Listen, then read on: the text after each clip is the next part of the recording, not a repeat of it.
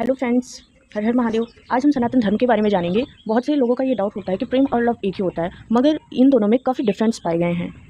बिल्कुल इसी तरीके से है। प्रेम जो है ये हिंदी वर्ड है और लव ये जो है एक प्रकार का जिहाद है। ठीक है, ये हमारे सनातन धर्म में नहीं बोला जाता। अंग्रेजों ने इसे ज़बरदस्ती हमारे ये प्रेम सनातन धर्म के इस पवित्र शब्द पर इसे ज़बरदस्ती अटैक करके इसे जोड़ दिया गया है। अब बहुत से लोग इसमें कंफ्यूज होते हैं। बहुत से लोग प्रेम का इंग्लिश वर्ड लव ही मानते हैं, मगर इन दोनों को अलग करना ही पड़ेगा, क्योंकि यह हिंदी वर्ड बहुत ही पवित्र शब्द है, हमारे सनातन धर्म से जुड़ा हुआ है। और यह एक अंग्रेजी शब्द है लव, जो कि 5वीं ईस्वी अर्थात 5वीं से 11वीं शताब्दी तक के बीच में आया है, जिसे हम आगे जानेंगे। अब ये और प्रेम वर्सेस लव, लव को लव जिहाद बोला गया है और प्रेम शब्द बिल्कुल अलग है। इसके बारे में चलिए हम आगे जानते हैं। हम देखते हैं सनातन धर्म में प्रेम। प्रेम शब्द संस्कृत की पिंग प्रीति धातु से माना जाता है, जिसका अर्थ है तृप्ति या शोभा। भारतीय साहित्य में इसे देखा गया है कि भारतीय साहित्य में वैदिक ग्रंथों में प्रिय और प्रीति शब्दों के रूप में इसका प्रयोग प्राचीन काल से हो रहा है। प्रेम का प्रथम प्रयोग या सटीक जनक अज्ञात है, लेकिन यह मानवीय भावनाओं के रूप में सृष्टि के आरंभ से ही अर्थात शुरुआत से ही ये अस्तित्व में है, बिल्कुल आरंभ से है। वहीं अगर लव को देखा जाए तो ये करीब पाँचवीं से 11वीं शताब्दी के बीच में ये चीज़ आया है।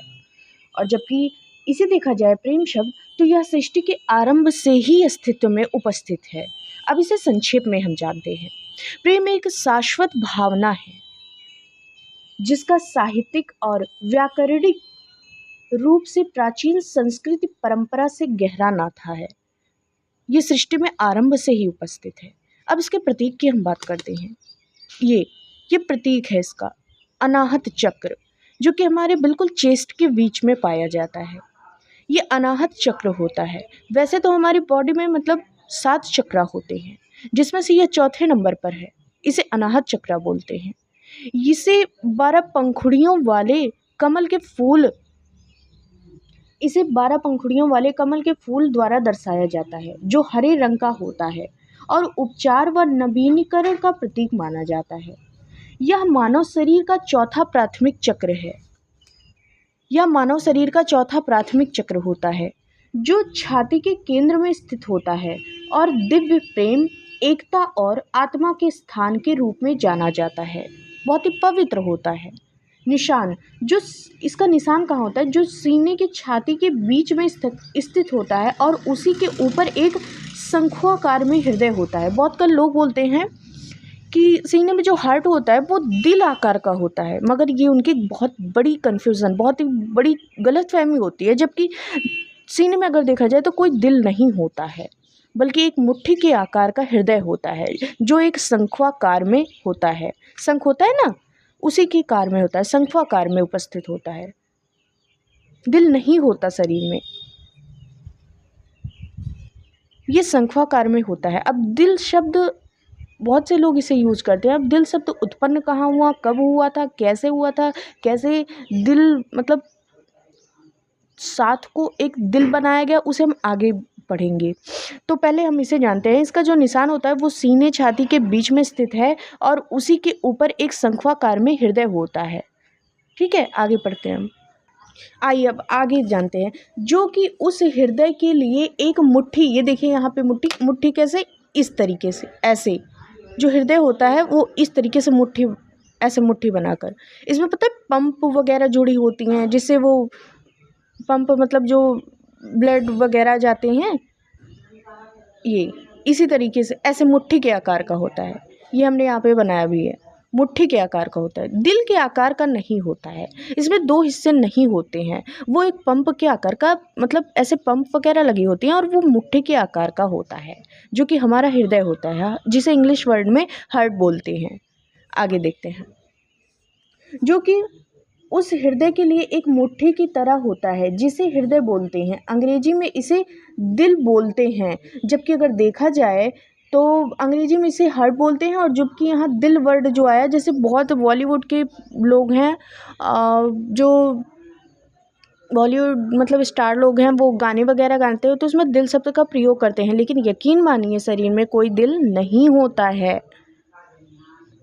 वो एक मुट्ठी कार का हृदय होता है, दिल नहीं होता है शरीर में। ये एक डाउट है लोगों का, इसे जितनी जल्दी क्लियर कर दिया जाए उतना ही बेहतर होगा, क्योंकि जो बच्चे हैं आजकल के वो इसी में कन्फ्यूज़न होते हैं। और सही मायने में इस पे रिसर्च करके देखा जाए तो आप लोग भी देखिए, इसके शरीर में कोई दिल नहीं होता है। हृदय होता है लेकिन वो एक मुट्ठी के आकार का, एक शंखाकार का होता है। अब आगे देखते हैं हम। तो इतना हम जान लिए कि अंग्रेजी में इसे हार्ट बोलते हैं। अब आइए हम प्रेम को विच्छेद करके जानते हैं। प्रेम, पा, यहाँ पे पा दिया गया हो। प्रेम का ये पहला शब्द पा से पिता बन गया, और आखिरी शब्द माँ, यहाँ माँ से माता बन गया। बचा क्या?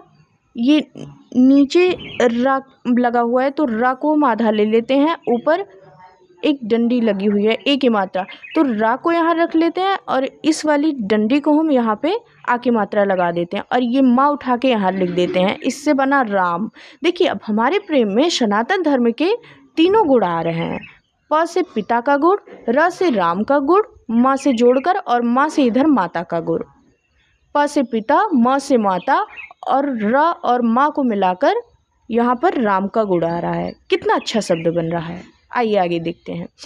इसके अनेकों शब्द पाए गए हैं। प्रेम के जो मिलते जुलते शब्द हैं वो अनेकों तरह पाए जाते हैं। कुछ ऐसे निम्न शब्द हैं, आइए इनके बारे में जानते हैं। करुणा, कोमलता, भरोसा, विश्वास, संवेदनशीलता, निष्कपट, आत्मसमर्पण, स्नेह, आत्मीयता, निस्वार्थ, दया, भक्ति, क्षमा, एकता, अच्छाई, सच्चाई, धर्म, सकारात्मकता आदि। ऐसे अनेकों शब्द हैं जो कि सकारात्मक तरीके से धर्म के मार्ग पर हैं, सच्चाई के रास्ते पर हैं, अच्छाई के रास्ते पर एकता को बनाए रखते हैं, क्षमा करने की सहनशीलता भी होती है और भक्ति के मार्ग पर होते हैं, दया भी होती है, करुणा भी होती है, कोमलता भी होती है, भरोसा रखते भी हैं, विश्वास भी करते हैं, संवेदनशीलता भी होती है, निष्कपट भी होते हैं, बिना छल के होते हैं, आत्मसमर्पण भी होते हैं, स्नेह भी होते हैं, आत्मीयता भी होती है और निस्वार्थ प्रेम भी पाए जाते हैं। यही हमारे सनातन धर्म के प्रेम के कुछ प्रमुख चिन्ह हैं। आइए अब इनसे ये जानते हैं कि सनातन धर्म से ऐसे कौन से लोग थे जो प्रेम से जुड़े हुए थे, उनके बारे में हम थोड़ा जानते हैं। प्रेम से जुड़े हुए सनातन धर्म के प्रतीक कौन कौन से व्यक्ति हैं या कौन कौन से सनातन धर्म के लोग थे, इनके बारे में हम अच्छे विस्तार से